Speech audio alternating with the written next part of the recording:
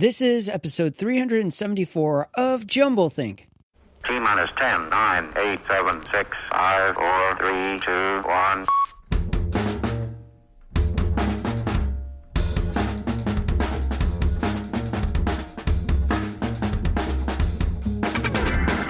Welcome to Jumblethink, where we interview dreamers, makers, innovators, and influencers all about their journey of turning dreams and ideas into reality.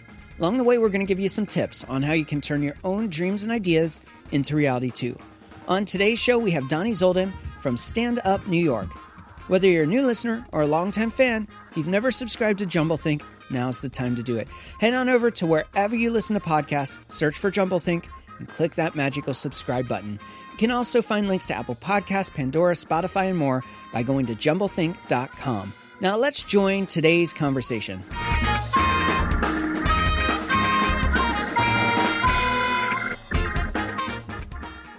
Hey there, friends. Welcome to Jumblethink. My name is Michael Woodward. I am your host.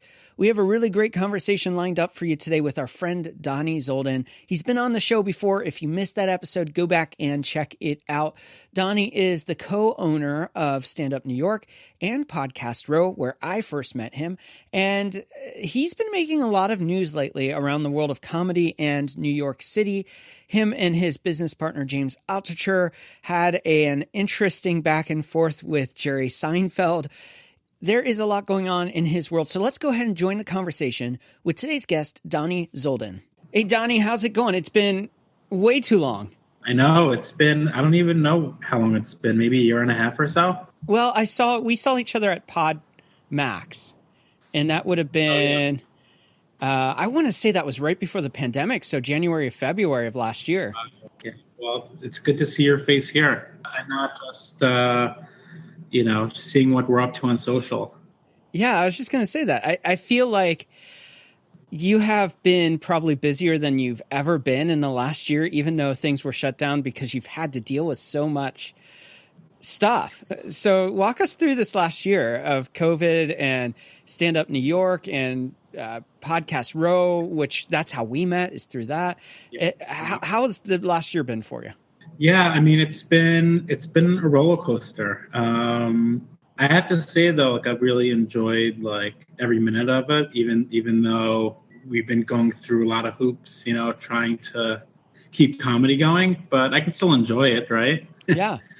But yeah, I guess mid-March we shut down, and that was a scary time, mid-March, because I didn't know when we would be able to reopen. I mean, I thought it would be sooner than 11 months, but it's scary because also my wife's a dentist and she stopped working. And, I have 3 kids and they're in school and I have to support a family. So it was really a frightening moment, as most people in this country went through, who couldn't go to work, who knows when we can collect a paycheck again. So March, April, May, there was a lot of anxiety. There was really not much going on. It was when everyone was still afraid to go outside. And when people would go supermarket shopping, they would come home and take their shoes off and wipe down the groceries, right? Yeah. Before the house. So it was that time. And it was a weird time, those 3 months, just of what the F is happening, Yeah. I felt that. And then, but I still came to the bar every day. I still came to the club March, April, May, just to, like I mentioned, I have 3 kids, so it's hard to stay at home all day with kids. So this was my escape and man cave for those months. And even though it was quiet and there wasn't a lot of social interaction, I still enjoyed it very much. Just cleaning up the club by myself, sweeping the floors and mopping and washing dishes and scrubbing toilets. It was just me using the toilets, but still. It's always good to keep them clean, right? Yeah, I don't know. I feel like it was back to basics where it was just me here. So I spent a lot of time just by myself and in the club, taking care of the club and catching up on emails and tasks and projects I've been sitting on for months or years. And then, and I also had a lot of time to reflect and just think about the 12 years that I had this club.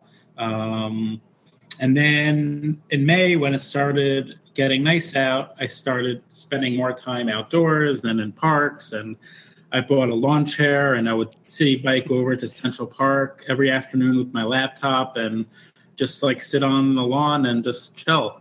And then one day, there was just so many people out there in the park. There were hundreds of people out there having a good time, playing Frisbee and lounging. And I text my booker or emailed him, and I'm like, dude, like, I'm sitting in Central Park. There are hundreds of people here. Like, why don't we do a comedy show?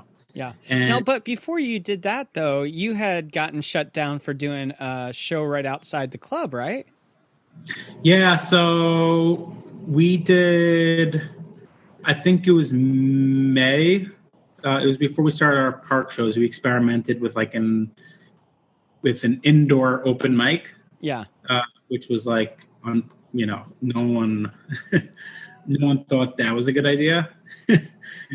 Back in like May, 2 months after the pandemic started, we did it once, and we got a little heat for doing something indoors.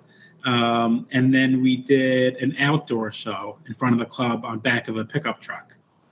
We used the back of a pickup truck as a stage, and cops shut that down.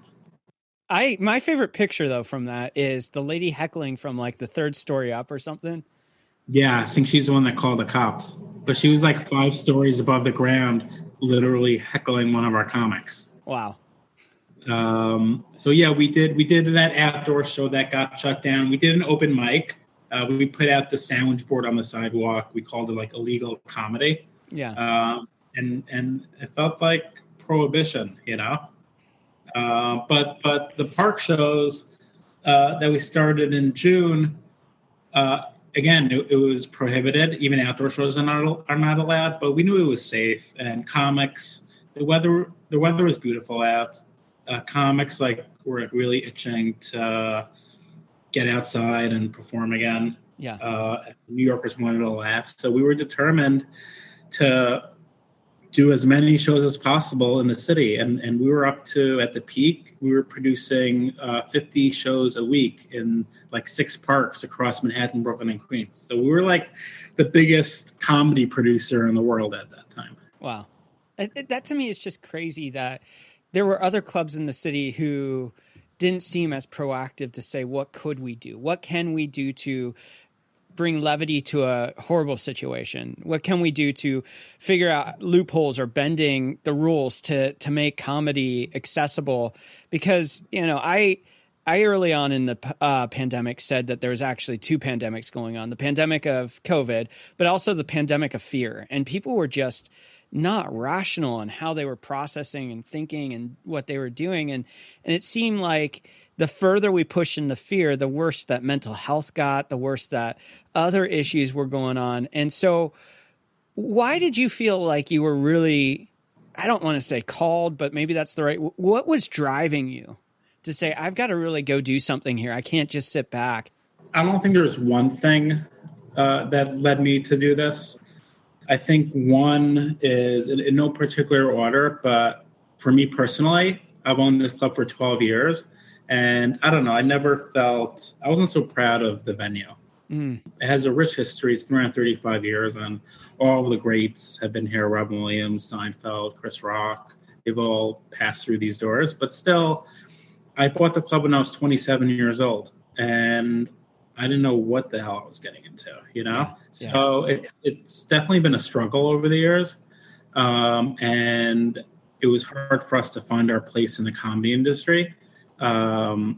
People saw us as like these 2 young, 27-year-olds like coming in here thinking they know what, they're doing, but we really didn't know what we were doing. And it's hard to get like respect of comics.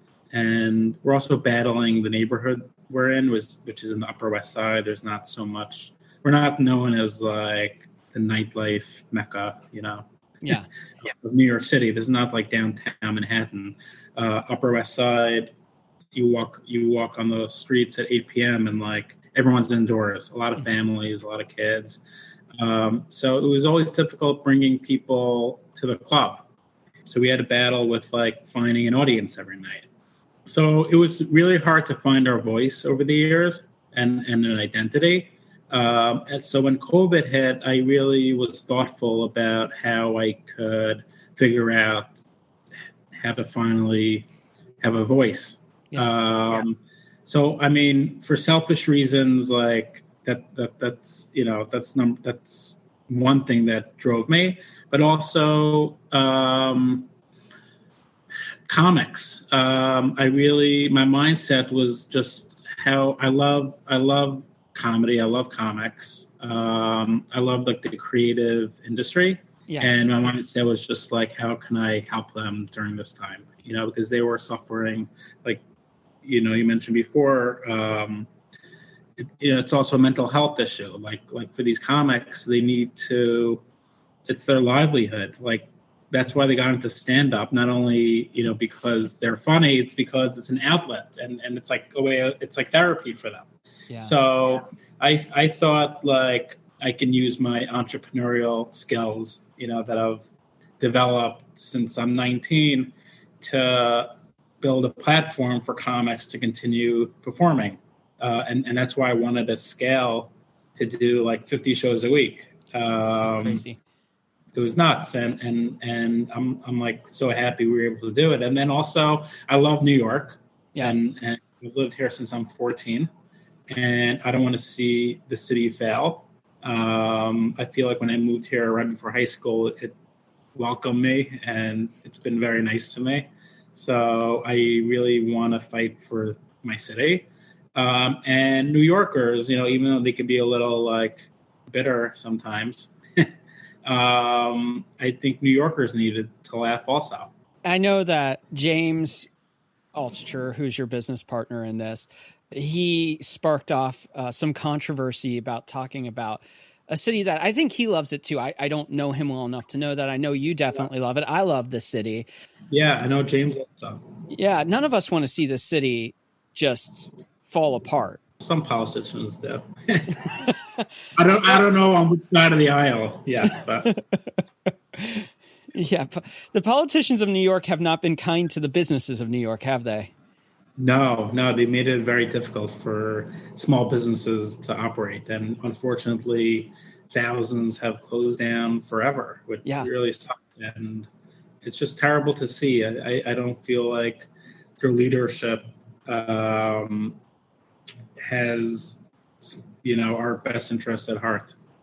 Yeah. And I want to back up for a second. I was mentioning there that James wrote this article that went out did it go out in the Post or the Times? It was the Post. It was the Post. And then Seinfeld responds saying, New York's not dead. It always comes back. And that was, I think, in the Times. And then you jump into the fray defending James, but also saying the city is not, I'm hopeful that it will come back too. Talk to us about like what that whole drama was like, because that really propelled you to becoming not only the voice that you already were, but that gave you a platform to be a voice for comedy and small business in New York. You've been on Fox, you've been on countless different channels just saying, come on, guys, we got to do better for the small businesses. We got to do better for entertainment. The plans that you're putting out are just lame. So walk us through that process of how that unfolded and what that means to you to have people see you and say, this guy's got a voice that needs to be heard for the city. You're becoming the advocate for the city. You're the voice of small entertainment in New York right now. I'm really, it sounds like cheesy, but I'm really just like following my heart. And like, when I see an injustice, I'm just pulling all the punches. Like, I don't care anymore. Like, we have nothing to lose. Like, we've been closed for 11 months now. Comedy clubs like Dangerfields, which has been around 54 years, closed down. And the politicians like have shown no sympathy for what's going on, and they're not helping. So I feel like we need to take it upon ourselves to open, to stay in business and to fight for the city, because I don't feel like they're fighting for us. So yeah, when I saw, look, James, I didn't agree with James's article. But, at the same time, Seinfeld attacked James. Mhm. But I was more upset that Seinfeld was just saying how much he loves the city and it's going to come back. But what is Seinfeld actually doing to help the city? Yeah. He recorded like a subway announcement, like when you're on the subway, you hear Seinfeld's voice, which actually we're doing train shows. Who knew? Like we have comics performing on the train and then they get interrupted by Seinfeld's announcement. But, we during the summer, like there were, the sanitation funding was cut a considerable amount. So they weren't picking up the garbage on the streets as frequently. So a lot of groups and neighborhoods organized to clean up the streets. So as Seinfeld's writing this reply in the Times to James, he's writing it from the Hamptons, and he's not even in the city. Yeah. So I thought it was very hypocritical, that Seinfeld and a lot of big celebrities were saying how much the city will come back and they love the city when they left the city. They were in the Hamptons or they were in LA, and they're not on the ground helping. There's literally New Yorkers like volunteering to pick up garbage on the streets. Yeah. We're trying to bring back one segment of the city, which is like live comedy. So yeah, I don't agree with James's piece, but like I was happy to attack Seinfeld, and I even like called him out and mentioned like how he's been to the club and he's just like not nice to fans.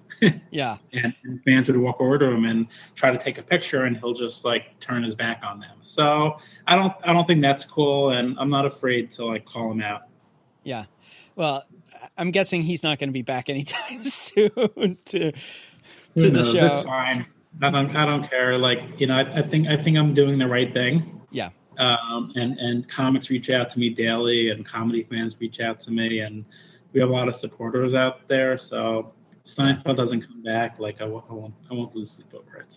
Yeah. So another area, it just boggles my mind that you're going to cut sanitation when you have a pandemic. Like that just seems like the most insane thing to do. But beyond that, they're not even trying to help take care of people's health. And yet you, as a small business owner, have been able to go and partner with a health company to provide a much needed service for people who are, comedians.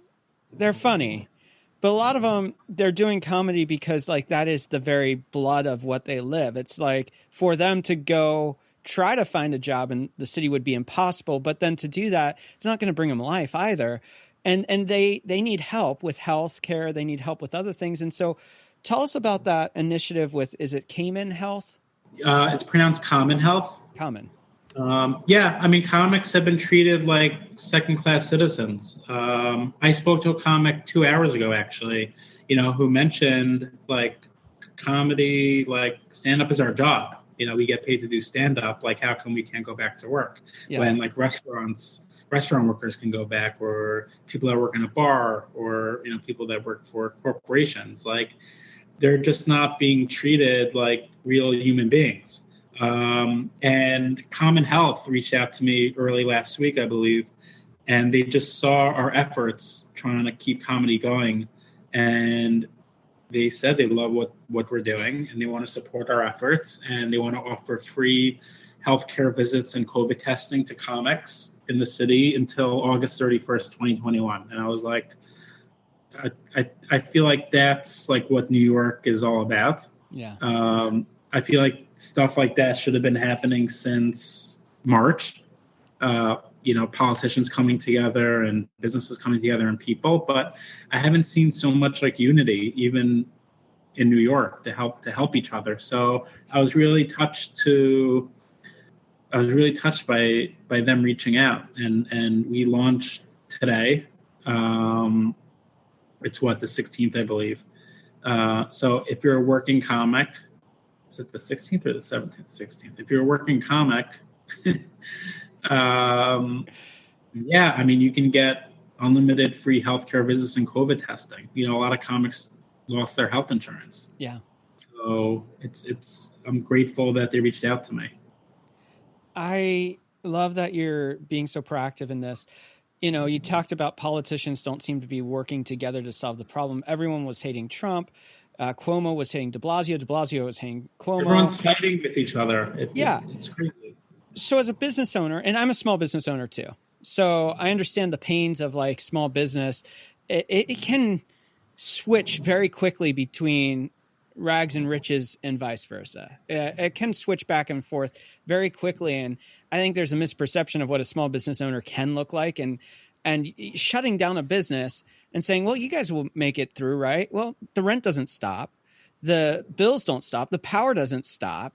All these things don't stop. What do you want to see from politicians, whether it's de Blasio, whether it's Cuomo, whether it's Biden, whether it's senators? What do you want to see from them right now when it comes to the entertainment space and the comedy space? Yeah, I mean, besides only the entertainment and comedy space, I really think we all know what the guidelines are, right? To be able to move around and live your life, while following, these safety guidelines. So I think it's just following the science and following those guidelines and letting businesses operate. Maybe it's not 100% capacity. Maybe it's like right now it's 25. I think it should be more than 25% capacity. You can't really pay your bills operating at 25% capacity. So I think, especially in New York, I want to see things to open up.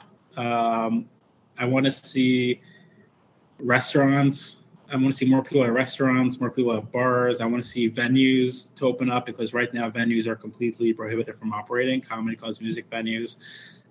So they need to open up. Broadway, the theaters are huge, so they can socially distance and have shows. I'd love to see people go back to office buildings. Mm-hmm. I go to Midtown and it's a ghost town. Which is crazy. For anyone that's been in Midtown, I mean, that's just unfathomable. It's a ghost town. It's you go there like on a Tuesday at 12 o'clock, there's only construction workers there. And then when there's no when there's no office workers, then all the local businesses and restaurants close down. So in order for the city to come back, we need to just reopen. I think there's a lot of paranoia in the city, fueled by politicians and other people, about the situation. But I think that there's a way to get back to some normalcy. Yeah. And open up, but also following the proper safety guidelines. Yeah. It's not like open or closed. Like we gotta like live our life. And that wasn't always my thought.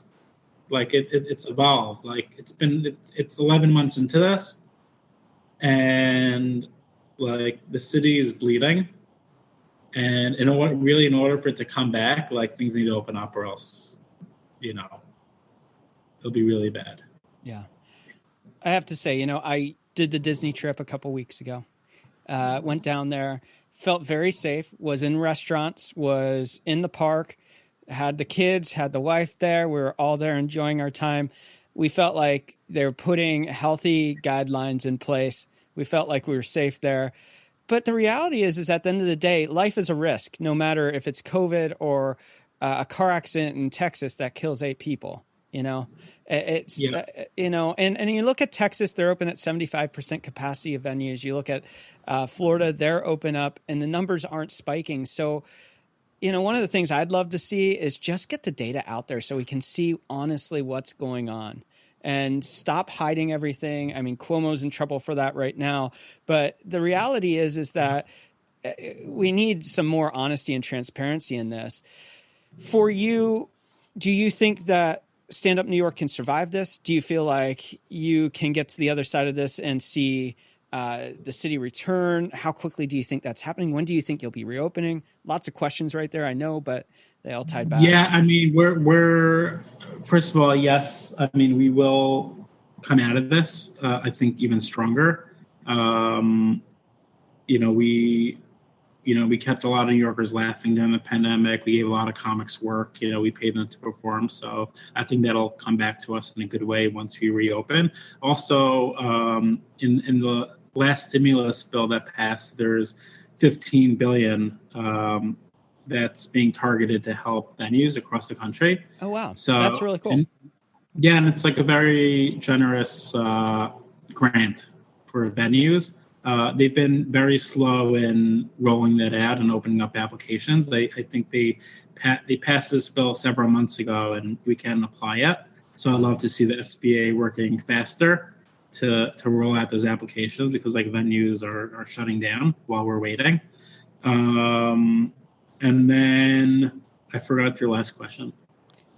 When do you think you're going to be back at this? When do you think you're going to be? So I mean, we're planning on suing the governor in the next few weeks to be able to open up under the same guidelines as restaurants on bars. So I'm hoping we can reopen within 6 weeks or so.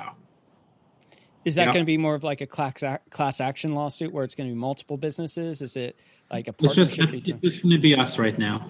Okay. But hopefully when other venues see that we're successful, they'll, I think if we win or when we win, then I think it'll force the governor to give venues guidelines to reopen. Yeah. That's what my hope is. Yeah, that's my hope too. I miss being in the city. I miss Stand Up New York. I miss I'm here every day. Well, I'll make a trip up. Maybe I can finally get on stage. I'm fully vaccinated. Did you get the vaccine? Yeah. How'd that go? Good. I had some side effects after the second dose. Okay. It was just, my body was achy and I felt a little icky for a day and a half, but happy I got it. Look, comedy is essential, so I was able to get it. Nice. And I'll probably get in trouble for saying that. But I mean, I'm here. Come visit. I will. I want to circle back to an area that's near and dear to both of our hearts. I know that's probably taken a little bit of a hiatus for you, but the world of podcasting. Where do you see that going for Stand Up New York? Where do you see yourself going? You've been working on a really cool project that's coming out. So it's an area that you want to invest in. What does that look like for the future for you? Yeah, so as you know, you were involved from like day one. We produced events called Podcast Row. We would connect entrepreneurs with top podcasters, and Stand Up New York hosted the events. I think we did it 4 times, and people flew in from all around the country to attend. And it was like a very awesome in-person experience where entrepreneurs could be guests on top shows, and awesome networking, and you get to meet the media, and there's entertainment, comedy shows. One event, Mike Love from the Beach Boys was there. Yeah. So it was a really cool experience. Unfortunately, with COVID, we had to stop those events. The next one was supposed to be Podcast Grow. It was for the cannabis industry. So we were going to connect cannabis podcasters with cannabis entrepreneurs. But again, it's been on hold for a year now. So I've been spending time developing an app called Podcast Match, which will connect sort of like the same thing, but just virtually, connecting an easy way to connect podcasters with guests and vice versa. So sort of like a dating app, but for podcasters and guests. Yeah, I love that. I can't wait for that to come out. For those listening and my podcast friends out there, you're going to be getting an email from me or post on social when Dani launches that. I'll be sharing that out too. So make sure to be a part of that and support what they're doing. But again, I would love for things to reopen so we can have continue those podcast row events, because that was very special, I thought. Well, I've been a big fan, and I feel like I can call you friends by now too. So I'm rooting for you guys. I've been watching the last year and just, hoping and praying that you guys make it to the other side. And I'm so excited that you didn't just sit back and do nothing, but that you did something. And I talked to people on the West Coast that have heard of you. I've talked to people in the Southeast that have heard about what you're doing in New York, and it's making a difference, and it's really impacting me. So thanks for being a business owner who took the guts to stand up and say, this is wrong. I appreciate that. Cool. Appreciate you saying that. So are you doing anything streaming? If people are listening to this in Miami or in Hawaii. Can they stream some events that you're going to be doing in the next months to come? We're doing an event on April 1st. No joke. Is that the title? It should be if it's not. It's called Stand Up for New York. Okay. No joke will be part of the tagline, but basically it's a fundraiser to help working comedians. Yeah. So money raised will go. It will go towards grants for working comics. So we'll have like an in-person comedy show at the Coney Island Amphitheater, and then we'll be live streaming it probably on Facebook. Cool. We'll make sure to share out that link too when that goes live and you're promoting that. As we circle towards the end of this conversation, I would have considered you probably left of center. Just knowing you and our conversations, that probably would have been where you stood politically. Did you ever imagine a time in which politicians would not be an advocate for you, especially ones that you align with? No. I mean, no, I didn't. I'm like shocked to see. I don't know. I still consider myself like progressive, but I'm not afraid to call out like the hypocrisy from like the left.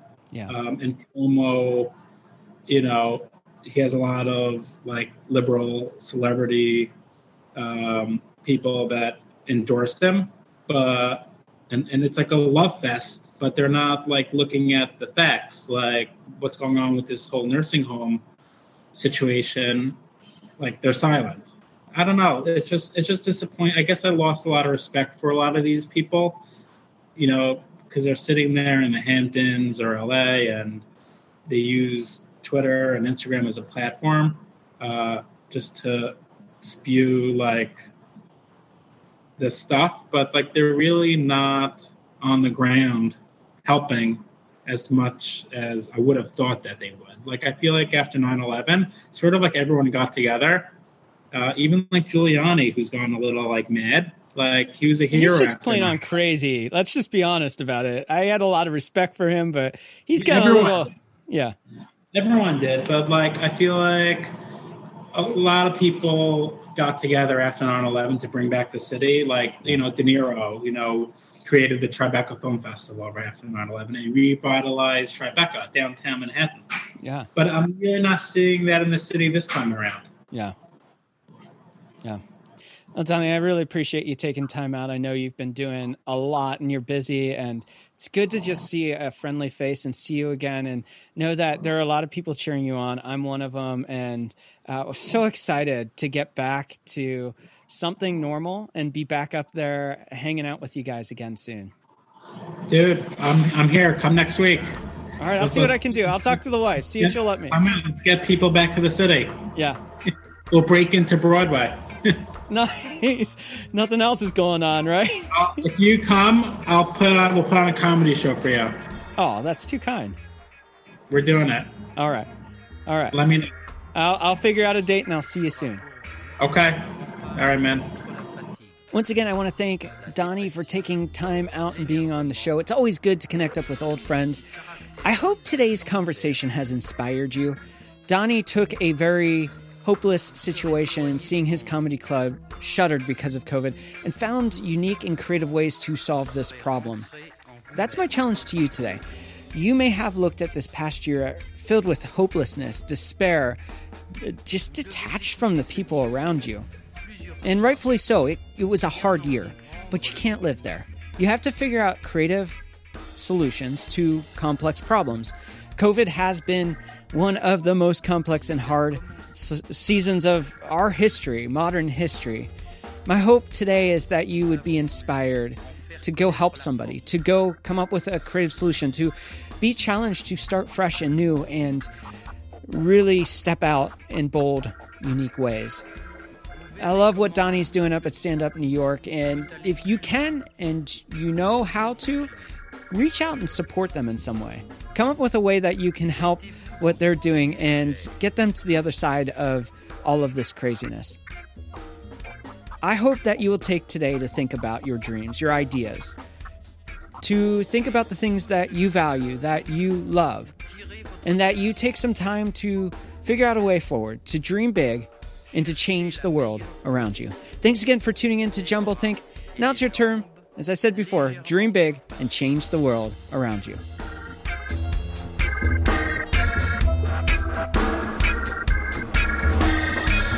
Étirez-vous doucement, mais complètement. En avant, en arrière, sur les côtés. Vous êtes une autre personne.